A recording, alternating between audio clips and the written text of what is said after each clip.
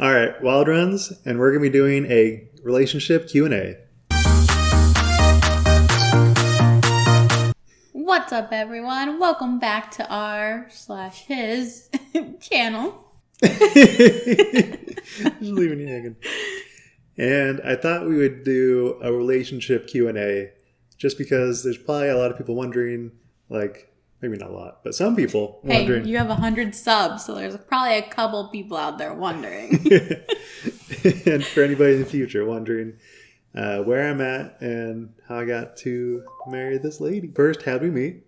We met on Bumble. That was it. That's it. We met on Bumble.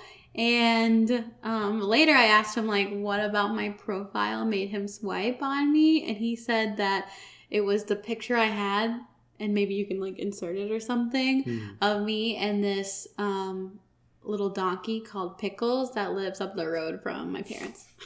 We actually see that donkey all the time, so it wasn't just a one-time deal. Yeah, we go down there and we're like, let's go visit Pickles. And yeah, so it was like early COVID. I didn't really want to like hang out in public yet, so we did a Zoom call and we talked for what was going to be like an hour or two, but it turned into an 8-hour date. And I was totally not expecting to vibe so much, but we just like related so many things. We had the same goals, same aspirations, and it just like really lined up at a time where I think it was unexpected, to say the least. Yeah, absolutely. I definitely was not expecting to spend 8 to 9 hours on a Zoom date with someone. I kind of thought it was actually a little weird that he asked to Zoom date first, because like the other guys on the dating apps had asked to meet like for a drink or for dinner or something. So I actually think it's a lot less creepy to do a Zoom date. Sure. Yeah, because people are creepy in person, so seems very safe. I mean, they definitely can be. That's for sure. That's for sure. So when and what did we do for our engagement? When we got engaged in March of this year. I don't remember the day. Do you? March 14th, I think. I was going to say 17th. I was going to say 14th or 17th. I don't know. In March. But yeah, so I'll just say it was pretty early for most couples. But I think for her, it was very much later than what she wanted. Yeah, I patiently waited. I told him in November that I was ready to get engaged and married. And I actually tried getting him to elope with me when I said that to him at like month 10 of being together. And he wanted a wedding and didn't want to elope, so we didn't do that. And so then I very patiently waited from November until March to get engaged. So where did you take me when we got engaged? All right. So to me, it was no secret, but I guess to her, she actually didn't know. She had talked about this favorite vacation. She like loved it more than anything. And of course, she loves her beaches. So it was a Caribbean island, Turks and Caicos. And I thought the entire time we were like planning and doing stuff that she was going to figure out where it was. But somehow she did not know. And we went to what I highly recommend is one of the best Caribbean islands, Turks and Caicos. Hey, don't bang it. Well, what he is leaving out is that he planned this whole trip by himself. He didn't tell me anything about it. I just knew we were going somewhere. I didn't even know where until like the night before, I think, is when he finally told me where we were going. And I was super excited. I was like, yeah. And I think the only reason he told me is so I could pack appropriately, like swimsuits and stuff like that and summer clothes, because I think if he could have gone away with not telling me, he would have just made me pack without going. But I'm too much of a planner and I like to be prepared. So I told him that it was causing me more stress not knowing than like the excitement of not knowing. And so he told me. Yeah, I originally was going to plan her to pack for 3 separate climates. And I think she would have known it was like the more like beachy climate. I would have really hoped so. I really liked the beach. But I was a little tempted to like throw her off and go somewhere else. but I couldn't do it. It was Turks and Caicos all the way. Yeah, it was awesome. So I was pretty sure we were getting engaged on this trip. Like, I was really hopeful because I'd been so patient. And I just didn't know what day on the trip he was going to propose. So every night I was like, is this the night? Is this the moment? And it was actually like several days into the trip. Oh, yeah. It was not the first day, second day. The second day. But what was crazy about it was I had set up this photographer like months in advance. And of course, we do like an island hopping excursion. We go snorkeling. It's a great time. We get to the airport super early, but it just doesn't work that way. You got to be on island time. So we had to wait almost 3 hours. 3 hours, yeah, at least, I feel like. And that was just to get to the airplane. It wasn't even to leave. So they had basically no TSA, nobody at the gate. You were just out of luck. There was nobody to talk to. And I was like, I really need to go. I have the photographer set up for my engagement. And like, we can't use anybody else because it's like such short notice if it didn't work out. Yeah. And luckily, we got there with just enough time to get like 25 minutes of sunlight for pictures and engagement. And it was madness. Even when we got to the spot, I didn't see the photographer. I didn't know exactly where I was supposed to be because she was like, I'm going to be behind a bush. And I have this like sign in the grass or sign in the sand. But even with that, like, I didn't want to just start proposing and then not see the photographer. So it was panic inducing the whole way through. Yeah, we were sitting at the airport waiting to fly back to like our island where we were staying on.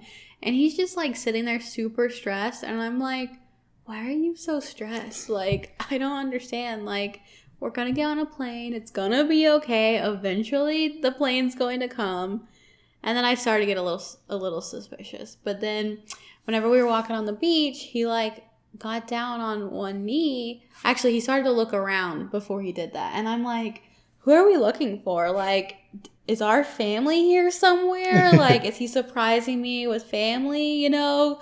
And I started looking around too, like, where's the family? Where's the family? And then I guess he just decides, like, I don't see the photographer, but she's probably around here somewhere because I didn't see her either whenever he got down on one knee and asked. Mm-hmm. She was very well hidden. Yeah, she, like, jumped out of a bush later. Which was cool, but also, like, I wish I would have known. It was getting dark, so I was like, maybe she left. Maybe she had to use the restroom. I don't know. Yeah, good points, because we were, like, what, an hour and a half late? Yeah. I think we said 5:30. We didn't get there till like 6:25. Yeah. And sunset was like 7. So very little time. Yeah. We got some good pictures. Insert montage. And then, so we were not engaged that long because we found out, I think, the week before we got engaged, which we had plans to get engaged and get married this year anyway. We just were like working out timelines and stuff. But we found out the week before we got engaged that my dad, he has stage 4 cancer and that he had been cancer free for some time. But the week before we got married, we found out that his cancer is back and was spreading, and it didn't look like necessarily the best prognosis. So Matt and I decided to get married as soon as we could. And so we looked at my schedule, which only certain months I'm allowed to have vacation and time off. And July was the earliest that we could make it work from like my schedule standpoint. Mm-hmm. And so we got married July 16th. Woo-hoo. And we got married in Arkansas. Our color was pink. Let's see. Because originally we were planning for like a New Year's wedding with fireworks and bringing in the new year with all of our friends and family, and thought that sounded like a lot of fun.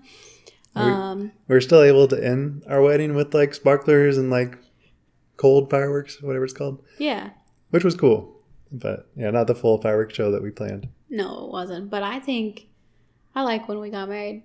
I like being married, because if we had it done that, we'd still be engaged and not married right now, which is weird. Yeah. Because tomorrow is tomorrow? Yeah, tomorrow we would have been married 6 months. Yeah.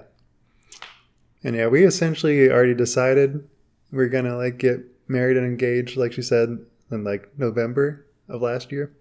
So we had this pretty much planned out, and it was just kind of like determining when, not really like if. I think our wedding was a lot of fun. Apparently Matt over here was like super stressed and like to the point of like feeling ill in the morning, and I'm still not 100% sure why, but he didn't tell me he was feeling sick day of, which I'm actually very grateful he didn't do that, because I would have been worrying like, oh, is he like having doubts? Is he like second guessing himself and like us and stuff? And so I'm really glad he didn't tell me until later that he hadn't been feeling very good. But yeah. I get very stressed. I get social anxiety. I get a lot of different feelings. So it was a ton of emotion, and having everyone's eyes on you was just a lot. Yeah, definitely. And we had like catered brunch in the bridal suite. We were drinking mimosas, getting our hair done, our makeup done. And I was just having a really good time. I was excited. I was like living my best life. And he was like throwing up and like couldn't eat. That's true. And stuff. And so, but I didn't really get nervous until I want to say like right as I was getting ready to go do our first look. I got really nervous. But then like the second I saw you, it all went away and it was all good. Yeah. And something we've left out is, so we have a honeymoon planned in a couple weeks. And do you want to go over why we didn't go on our honeymoon immediately after? Yes. So 2 weeks to the day before we got married, we were out at the lake. It was July 4th weekend with my family, and we have a wake setter boat. So I was behind the boat wake surfing, and whenever I fell off the board, I guess I like fell backwards and my foot went up, and the rope actually caught around my ankle, and I was dragged underwater behind our boat for probably 30 seconds. And yeah, whenever I finally made it above water, I was like coughing, spewing up like water. My head popped up above water, and Matt was instantly like there. He was in the water with me. I was like trying to get back to the boat, but like couldn't feel my left foot. It was really weird. And I finally made it onto the boat, and like everyone was crying. Like Matt was crying, my mom was crying, my sister was crying. Because it was just like really traumatizing. I guess you could see like that I was being dragged underwater behind the boat. Yeah. And and I was like coughing up water for a little bit and couldn't feel any of my foot. I couldn't move it, couldn't feel it. And like you could see the rope imprint all the way around my ankle. Like it made it like half the size it normally was and should be. So then I was taken to the hospital in an ambulance, and it was my first experience ever having to do that. Not mine. And it took hours to really be able to like feel my foot again. And I was like super calm. Like I didn't cry really until late, like hours later, about the whole thing. I was super calm. My family was all freaking out, but I was just like, yeah, it's fine. I'm going to the hospital. It's all good. And then at the hospital, I kind of broke down a little bit, and I was like, honey, are you still going to marry me if I don't have a foot? Of course. But yeah, that's what he said. And I was like, okay, then I'm okay if I lose my foot. I was like, as long as you still marry me, I'm good without it. She doesn't actually care about using it. She just wants to make sure she still gets me. Yeah. And so, yeah, I couldn't walk for a while. I want to say I started walking the day before we got married was when I first started walking without like crutches, or I had this little scooter I scooted around on, which, by the way, I covered our labor and delivery floor, not able to walk, and scooted around. It was a great time. And yeah, I think I started walking like the day before we got married. And I changed my wedding shoes to some sparkly tennis shoes. And she was still able to dance somehow. We didn't do our full dance, but we did, I think, about half of it. Yeah, we did half of it. Which was crazy, because I was expecting to really not do anything. Yeah. She was not able to walk. Yeah, and a few days before we got married, I think, insert picture, this is from July 12th here, but which is 4 days before we got married, I had like this really bad, like it got infected. It was really bad. Like I had chills and fatigue and nausea. Like it was really gross too. And so I was put on antibiotics and it got better, luckily, but it got really bad infected a few days before we got married. Mm-hmm. What was your favorite part about our wedding, honey? Oh, yeah, I think it had to be just like going on the dance floor with all of our like squad. And we had these amazing night lights where you could like put around your head. We had like sticks that you could dance with. And I'm not going to say I like love a rave, but it just felt really cool to like be in that atmosphere with all of our friends and just like dance as hard as we possibly could.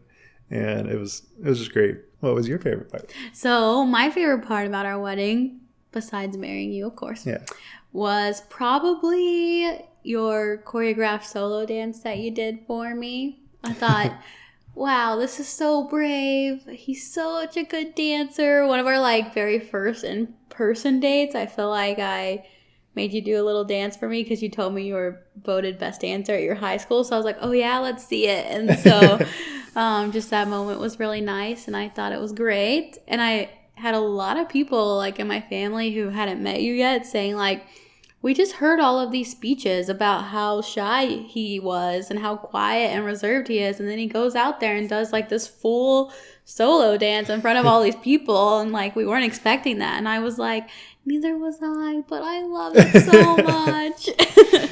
Yeah, there's just some things that I care about, some things I don't. And I don't ever care to dance. So I do it. Yeah, you're good at it. Thank you. You're welcome.